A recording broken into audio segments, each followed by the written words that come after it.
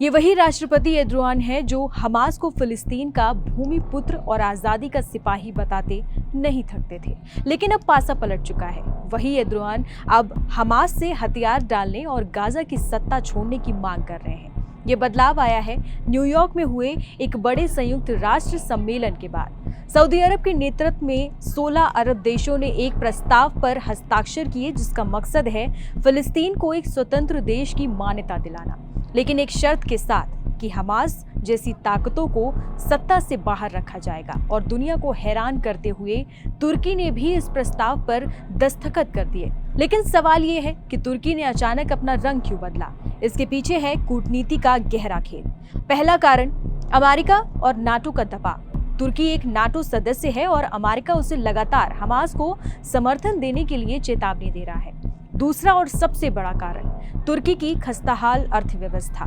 तुर्की को पश्चिमी देशों से निवेश, व्यापार और टूरिज्म की सख्त जरूरत है।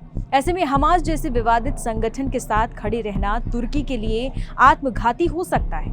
तुर्की का ये दांव उस बड़ी बेचैनी का हिस्सा है जो पूरे मिडिल ईस्ट में फैली है। इसी बेचैनी का नतीजा है इजराइल का नया डर।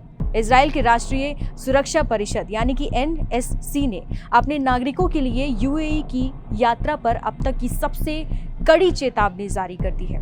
UAE में रह रहे या वहां जाने की सोच रहे इजरायलियों को अत्यधिक सावधानी बरतने को कहा गया है। इजराइल को डर है कि ईरान, हमास और हिजबुल्लाह जैसे संगठन अब पहले से कहीं ज्यादा खतरनाक हो गए हैं और वो बदला लेने के लिए विदेशों में मौजूद इजरायली नागरिकों को निशाना भी बना सकते हैं।